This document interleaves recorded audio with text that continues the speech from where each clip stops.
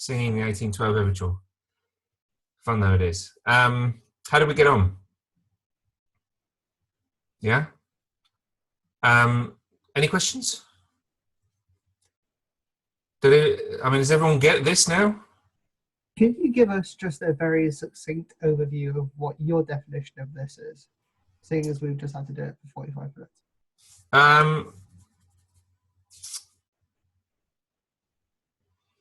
So we understand the concept of self in Ruby, yeah? That's fairly clear. When you use the keyword self and Ruby runs through that code, it will interpret self as being the current object. So if you're calling a method, it'll be the object that the receiver of the method and so on. This in JavaScript is entirely dependent on the way that the function was invoked. Okay, so hopefully you've seen in that workshop that depending on the way you call the function, the value of this will differ. Yeah. So if I think this was in the example, but let me just bring up a console and share it with you, and then hopefully you can see. I can show you what I mean. Share the screen. Right, I'll just share this tab with you. No, that wasn't what I did. What was something there? Everyone can see that, right?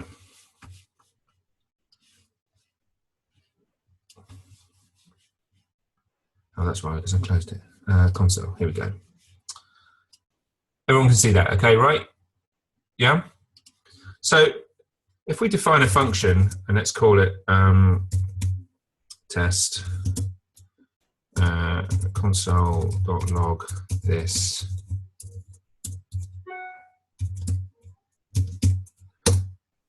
I can call that function. Why did I give a capital letter? It's silly of me. Let's call it that. So if I call that function now, what will this be? Window. Yeah, it'll be whatever is the kind of the global object, the current object, which is the window. Yeah, because I haven't specified. There's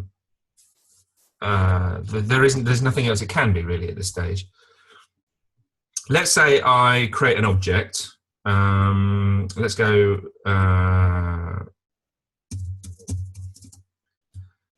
We'll go with our old friend the dog, because we all understand dogs. And let's say the dog has a bark property. So what am I doing? Dog.bark equals function. And then I'm just going to say console.log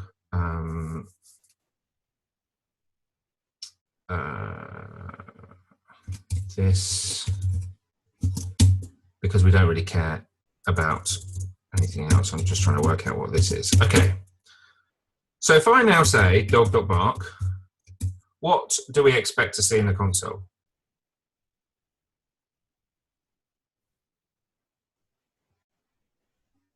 Curly brackets. Let's give the dog a name so it's easier to spot.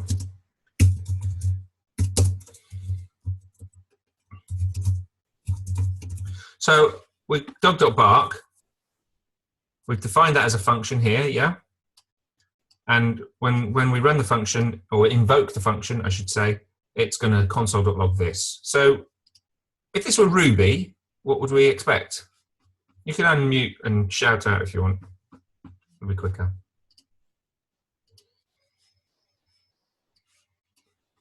Or not. Dog. Either dog or curly brackets. What would curly brackets be? The object that you assigned to dog. Okay, so whatever the actual output is, what do we think this will be inside that function invocation? So the value of this inside that brackets is going to be the dog, yeah? Is that what we think? It's gonna be object. Yeah. And it is, it's the dog object, yeah? Well, what else would it be? It wouldn't make sense for it to be anything else, right?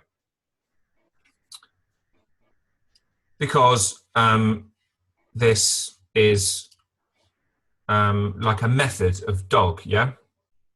Except it's not a method of dog because JavaScript doesn't work like that. This is a property, so bark is a property of dog, and the value of that property just happens to be a function, because a function is just an object in Ruby, in JavaScript. And, whoops, hello, what happened there? I don't know what that is, go away.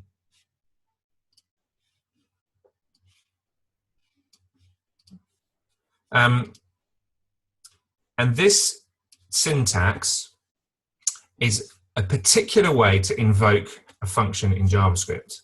And it looks a bit like a method invocation, doesn't it? It looks exactly like you invoke methods in Ruby, right? And the JavaScript interpreter will look at that and it will say, okay, you're saying run this function, run the function that is the value of the property bark on the dog object. So what JavaScript does is when it invokes this function, it automatically assigns this, I've done it again, to the dog object.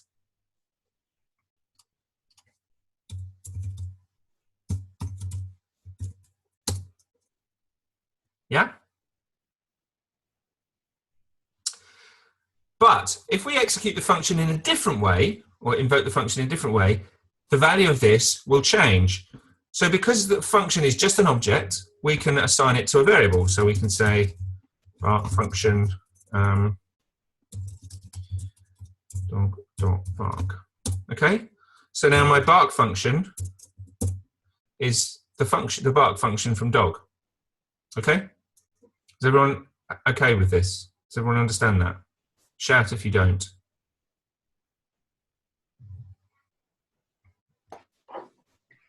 So will bark function, will that inherit Fido? No. No. There's no inheritance here.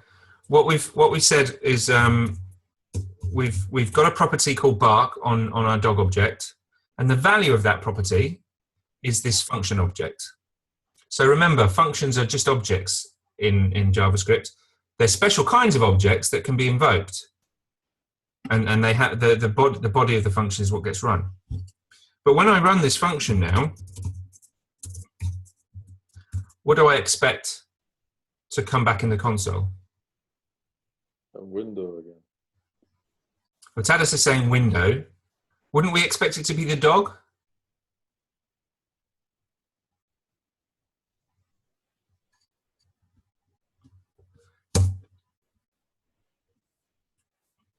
It's the window.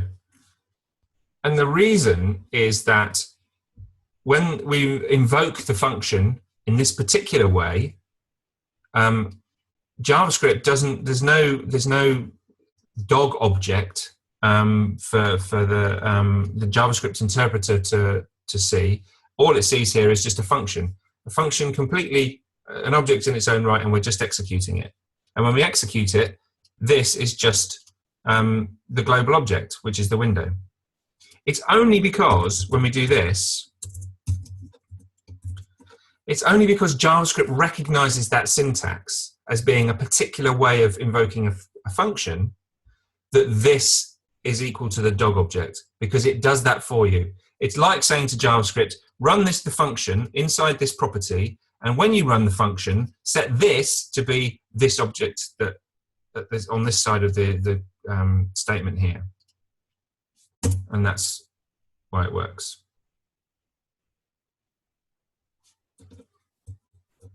So the trick to understanding how JavaScript works is to understand that there aren't methods like there are in Ruby. They're just properties on objects. And sometimes those properties are functions.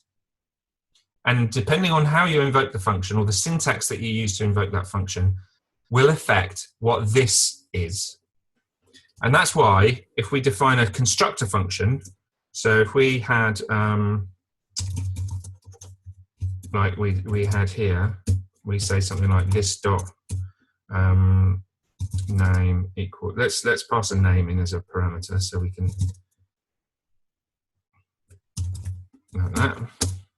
So if I say var obj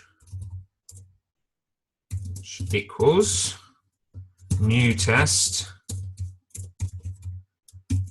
I don't know, let's call it Bob. What am I going to get? What's obj going to be?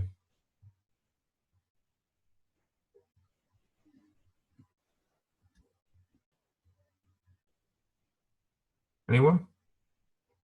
Don't be afraid to get it wrong. An object with the name Bob.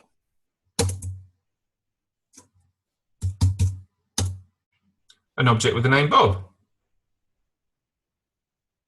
That's right. What happens if we forget the new?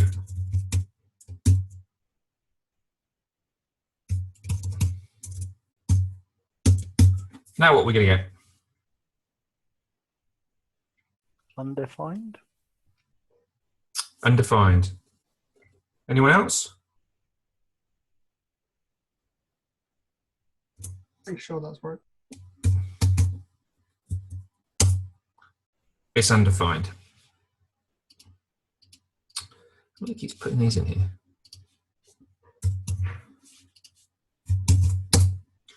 But there's a nasty side effect because there was still a this. Yeah, if we look at our test function, we can see this dot name equals name. Yeah, so that assignment has to have happened because I've invoked this function. So what the hell? Where's name? What's been assigned to Bob, or what's the value of Bob been assigned to? Well, it's been assigned to a name property belonging to whatever object was assigned to this when I invoke the function. Well, we just saw what happens when we invoke a function that's defined at the top level with no parameters. What is this object? No. So we did it here, didn't we? It's whatever is the global object, and in this case, it's the window. Which means we've now got a top level property on our object called Bob, on our global object called Bob, and that's not what we wanted. Because when we invoke the function in this way, this is whatever is the global object. However, when you invoke the function this way, JavaScript executes it in a totally different way.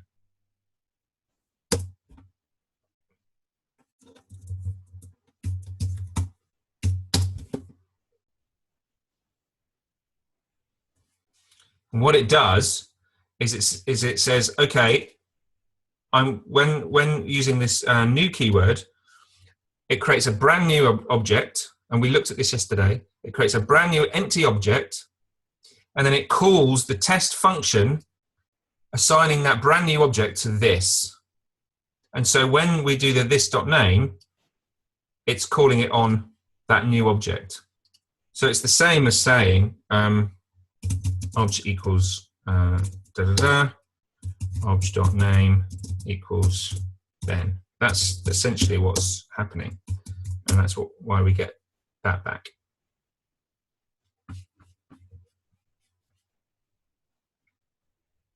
Michael. Sorry, I didn't quite understand why missing out the new puts it onto the window object, the global object. Because if you invoke a top-level function in JavaScript, this will just be the global object. Doesn't matter what the function. The fact that this function happens to have a capital T at the beginning of it is irrelevant. It's just a function, and if I call it normally like that without new, JavaScript invokes the function just because that's what you've asked it to do. But the default behavior for invoking when it invokes a function like that is for this to just be the global object. Now we can change that. That's just when you invoke a function using this particular syntax. You can invoke a function in JavaScript by using its call. So all functions from the function prototype get this call. And then I can say, I can tell it which object I want. So this is actually the equivalent of doing that. But if I wanted to do it on a different object, so if I said var dog equals and a new object, I can say test.call and then dog. And so dog will be the first parameter. The second parameter will be the arguments to the function. So I'm going to pass in the name here. Oops. I need to, okay. The problem with that now though, is that this function doesn't actually return anything. But the dog has got a name now. Because when I use this call, that says to JavaScript, invoke this function. And when you invoke it, set this to be that, whatever this object is here. It's the same as when you do it,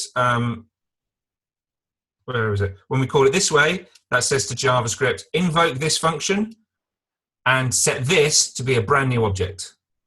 And create the object and set it to this at the same time. And when we call dog.bark like that, it's not defined anymore because I've redefined my object. Equals function. Oh, bloody hell. When I call it like that, that says to JavaScript, invoke the function and set this to be dog.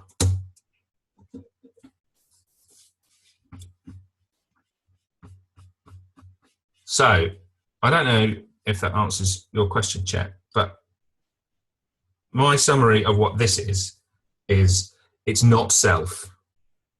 Okay?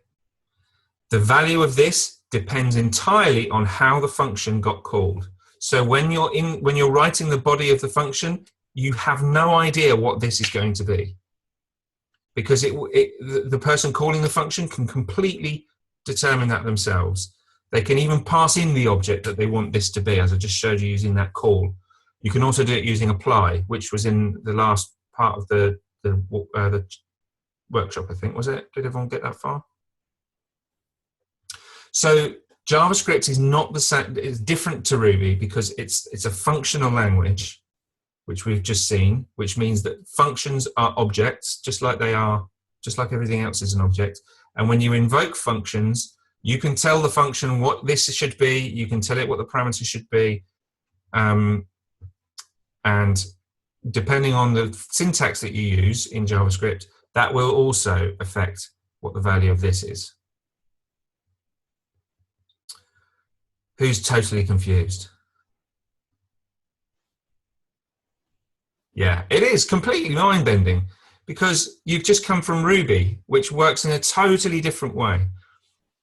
But once you get your head around JavaScript, you've got probably the two most important language types under your belt. That's classical languages and functional languages. And if you've got just a vague concept of how they differ, then you're on the right track. You don't need to understand necessarily how to design in functional languages or what all of this, how it all fits together, but just understand that there's a difference. Yeah. Any questions? That was the simplest way that you could have explained this to us. Pardon? So my question was, could you explain succinctly and simply what this is to you? And this was the simplest way that you could have explained this to us. Probably not the simplest way, but it's not there is no simple answer. Other than to say, I don't know what this is. It just depends on how the function gets called. Lawrence. Hi, Ben. Yeah, thanks for the explanation. I was wondering if maybe you could explain it in the context of the exercise we just did, in particular question 5, where rather than returning Mary ! It just returns an exclamation mark. It was kind of baffling me. Okay, I haven't looked at this, so I shall be doing this. I shall be I shall be compiling this in my brain as we watch Sorry it. to put you on the spot. So let me see if I can figure it out. So we're on question 5, yeah, this one here. Yeah. Okay, so we've got a constructor function called person. It's got a capital P. So what does that mean? It's a constructor. That's an intention by whoever wrote this function to tell us that we should use the new keyword when calling it. Okay, it doesn't actually make any difference to JavaScript itself. It's just we use a capital letter to indicate that this function is intended as a constructor. So I should always use the new keyword when I call it. I'm now explicitly setting the prototype to a brand new object. This is an object literal syntax, yeah, because it's got the open squigglies and the closed squigglies. Mm-hmm. And inside that object, I'm defining an exclaim name property, and the value of that property is going to be this function, which returns the name property of whatever this is when the function gets invoked. Mm-hmm. Concatenates an explanation on the end. So I'm correctly using var person equals new person here. So the name should be this.name equals Mary. Console.log person.exclaim name. So that was coming up with just an exclamation, was it? No, that one was fine. That one was Mary exclamation mark. The second one was just an exclamation mark. This one was just an exclamation mark. Right, so that's exactly what I've just shown you. Yeah?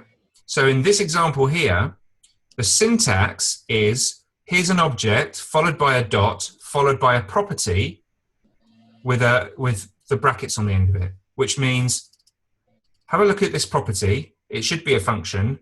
Invoke it. That's what the brackets means. And when you invoke it, make this object this. Okay? Mm-hmm. That's how that statement is interpreted in JavaScript. So it can see that there's an object, a dot, and it's called method invocation, the method invocation pattern, because it looks like a method invocation, right? That, if you saw that in Ruby, you'd be like, oh yeah, exclaim name is a method on person, and I'm calling it. And that's pretty much how JavaScript interprets it. However, because the value of exclaim name is just a function, it's just an object, I can assign it to a variable, like I do here. So essentially what I'm doing here is I'm taking the function object out of the bag, the person bag, and I'm assigning it to another variable over here. So this variable over here now doesn't know anything about person. All it knows about is this function object. And a function object is something that it can invoke, because that's what functions are. So it invokes it here by adding the brackets on the end. Person has got nothing to do with it. This is just a function. And the body of that function is here, returns this.name. So the object with the name that we're looking for is this global window, and the global window's name property is nothing. It doesn't have one. So that gets interpreted as nothing, and when you concatenate an exclamation mark onto nothing, you get just an exclamation mark. Does that make sense? Yeah, that makes sense. Mm-hmm. So it's kind of like saying, when you use this syntax here, you go into the bag and you say, can you run the exclaim name function, please? And it runs it within the context of the bag, the person, right? When you do this syntax here, you take the function out of the bag and you put it over here somewhere, and then you come back to it a bit later on and say, oh, can you run now, please? And it runs, but it no longer has any connection to the person object because it's been separated out. So it just runs with whatever the local context is, which will be the window object in this case. Or if I used call instead, I could give it any this that I like.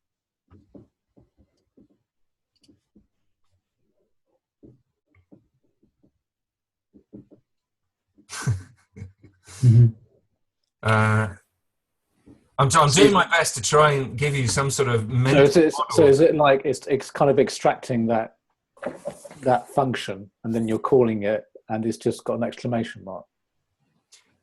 Sort of, yeah. So what you've got to try and remember is that Whereas in Ruby, this exclaim name method is defined within the person class, if you like. Yes. Yeah. In JavaScript, there's no analog to that. Mm. This exclaim name is just a property. Mm. Person is just a bag of properties, and inside that bag there are strings and there are numbers and there are functions, and I can pull any one of them out and interact with it. And in this case, one of the objects I'm pulling out just happens to be a function. So when I invoke that function in isolation, it doesn't know anything about the bag that it was in. It just executes as a function, and JavaScript just guesses at what this is, so it becomes the window object. When I use this syntax, JavaScript explicitly interprets this as being call that function and set this to being person. Liam. Hiya, yeah. So that makes sense. My question is just like, what is the point of using this? Like, is it because it's like it's dynamic and you can use it and if it'll just because you want it to refer to different things under different circumstances? Like, otherwise, why wouldn't you just be very prescriptive? It's just the way JavaScript is designed.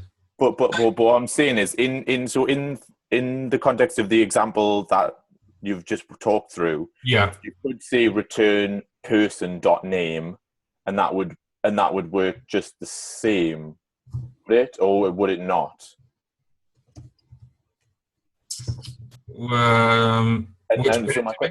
So on above that, so in the actual function called exclaim name, if you put return person.name, would that work the same way? What's person? Well, it's the object that this is like a prototype from. But remember, but think about scope. Yeah. Right. So what, do you mean capital P person here? Yeah, exactly. But capital P person is a function. It doesn't have a name property. And I can't reference this person inside here because it's a different scope. This function could execute in anywhere. It has no access to this variable here. But because it's come from a person prototype. Remember the fact that this is just an object. Okay, it happens that this object is currently assigned to the prototype property of the person function. This is a real head fuck. But the fact that this object is the prototype of person is irrelevant. It doesn't know anything about that. This is just an object.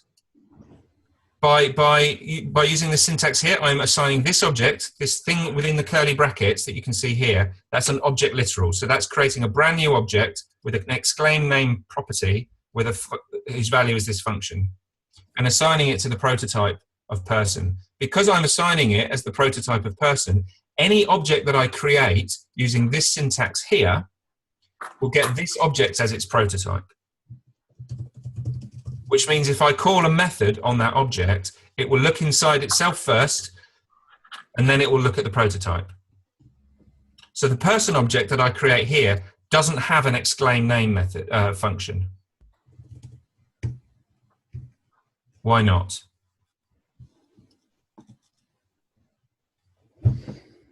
Where does this actually come from?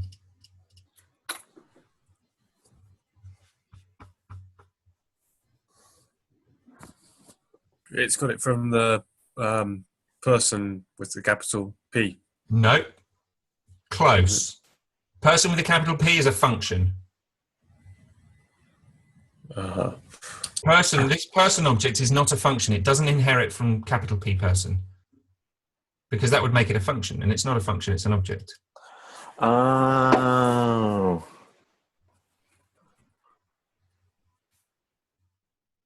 Would you like to expand on that? Was that you, Greg, who went, It was, yeah. Like, I guess that's kind of Because I think that's the main thing that you need to divorce yourself from, is that function, like a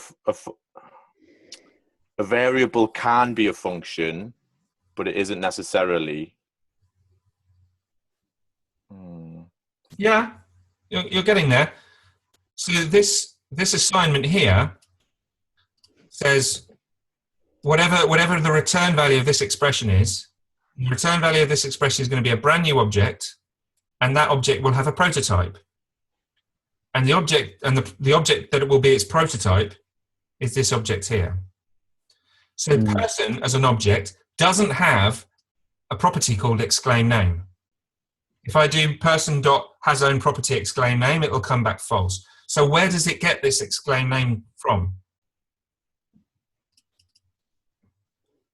Well, there's only one other place it can get it. If it doesn't have it itself, where must it come from? To the person prototype. Well, its prototype, yeah. Somewhere along its prototype chain, it must have, that method must be defined. And so person itself doesn't have exclaim name, its prototype does. And its prototype is this object here. Because whatever the object that's assigned to the prototype of this function is the object that any new objects. Oh God, this is just getting too bloody meta. Why can't we have different words to describe these things to make it make sense? Because I can't say prototype without saying prototype, and I don't mean prototype in that sense. I don't know if that's cleared it up or not. Somebody ask a question. So has person? It hasn't inherited the prototype. Yes, it has. It has inherited it. Okay. All person right. has inherited the prototype. It hasn't inherited this function. Yes. Yeah. It inherits whatever object is defined as the prototype property of that function. Yeah. So I could define any methods and functions or whatever I like inside this object, and that's the object that will then become the prototype of these. Michael? I don't understand why you're saying that person with a small p hasn't inherited person with a capital P, when if you go small p person dot name, it will come up with Mary. It hasn't inherited person because this is a function. What person inherits is this object. But if you go person with a small p dot name, it will return Mary. Right, because when this person function gets invoked, this is this object. Or rather, it's a brand new blank object which then gets assigned the name Mary and gets returned by this expression and therefore gets assigned to this variable. It's not inheriting this. This is just a function. It's so hard to describe. You have to kind of. I'm trying to think of a way I can show you. Chet, you heard your hand up. Yeah, okay, so this is just a confidence question. So I can see that maybe Zoom needs a bit of confidence right now. Do you ever futz this up yourself while you're writing stuff? Do you ever have to go back and think, well, I need to fix this because I got the scope of this slightly wrong?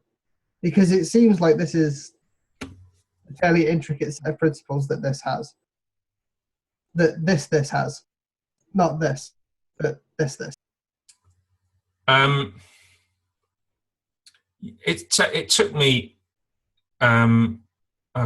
it took me years to get my head around this, because I constantly came at it from the wrong direction, because I'd done classic OO in Java and C# for about 10 years, and I just couldn't get my head around JavaScript at all, because it just none of it made any sense. And there was an aha moment one day when I think it was reading Douglas Crockford's book. The first time I read it, it didn't make any sense to me at all, and I was more confused than I'd ever been. And then I just started playing with JavaScript and experimenting with it and trying to answer my own questions in the console. And it suddenly just clicked. And once it clicked, I realized it's not complicated at all. It's only complicated because the way that the behavior that you're expecting is not the behavior that you're getting. And so you've got this cognitive dissonance where the model in your mind of how it should work is completely different to what's actually happening. And those two things need to coalesce and come together. And when that happens, you'll suddenly just think, oh, right, okay, I get this now. It's not difficult at all. The thing for us to do is to just use it and accept that it does what it does before trying to understand it, because that'll come eventually. I mean, this workshop was a way of, as a vehicle for helping you experiment with this. Again, why did they call it this? So do things like this, for example. Let's just copy that code. Let's say function person. And this is what I think it's trying to get you to do. This dot name equals Mary. So I'll show, this is going back to what Michael was just saying. Actually, what I want to do is I'm going to define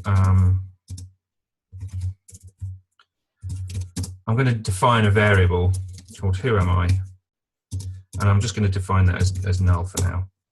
And then inside this function, I'm going to assign who am I to be whatever the value of this is, so I can query it after the function's run. Yeah. So I'm now going to say person equals new person, like that. And I've got my person object. So the question now is, what's the value of who am I?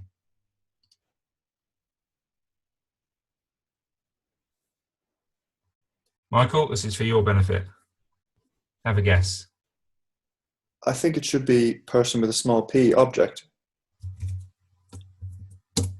Yeah.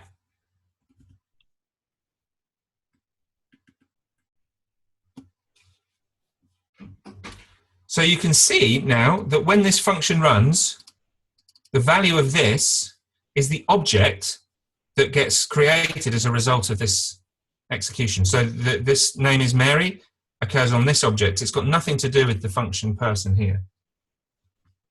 David, you had your hand up. Yeah, I'm mostly struggling with the difference between the function person and the person.prototype. And I mean, for instance, what if you put this dot name equals Bob into person.prototype? Which does it get? That's a really good question.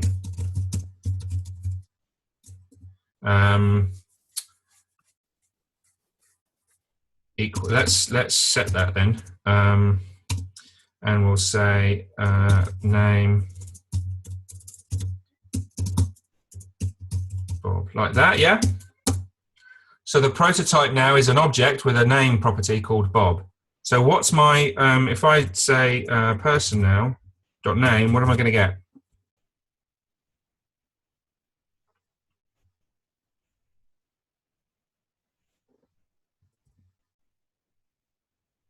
Mary. Michael says Mary. David, what do you think? Bob, why not? Okay, it doesn't matter. It doesn't matter if you get it wrong.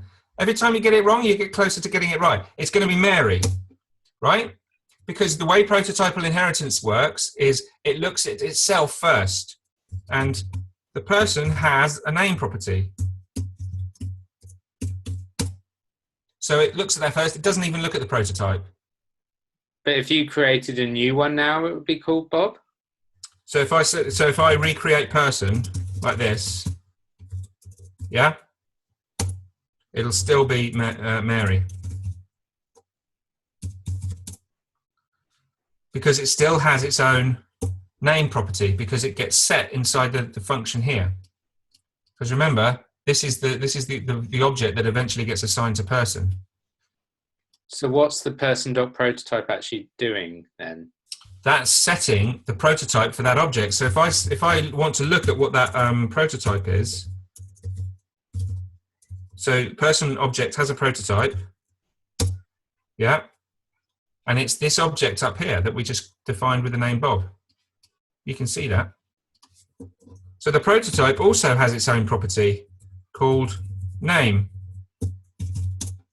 But because the person object has its own property called name, it doesn't even look at the prototype because it doesn't need to. Is there a way you can remove?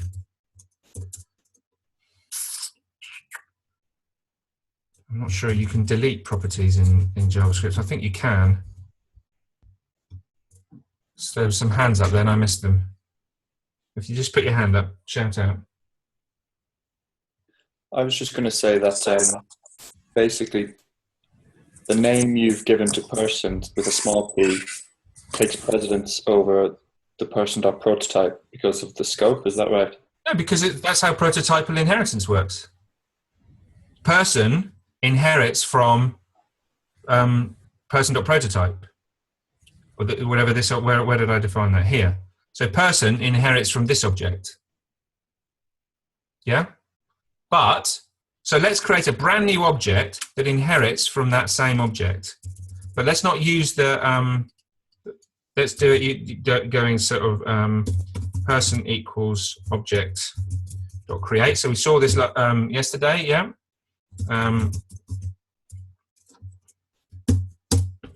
Okay, person dot name. What's the name going to be?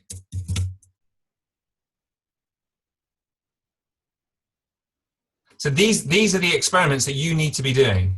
It's going to be Bob, because person does not have its own property name.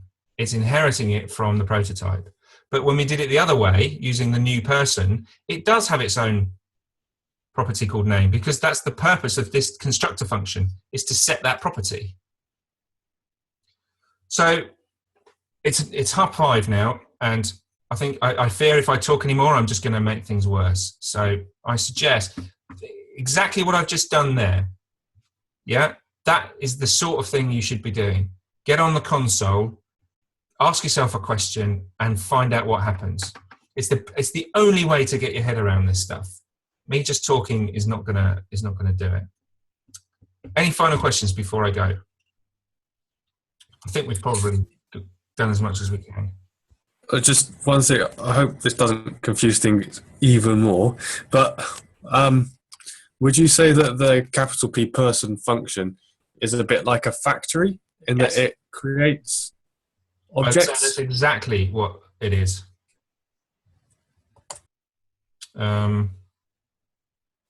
Cool. Okay.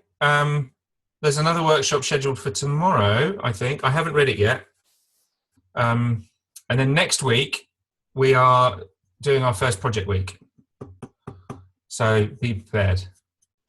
We're also going to kick off the careers content next week as well. So you'll be meeting Zara, who is our careers coach.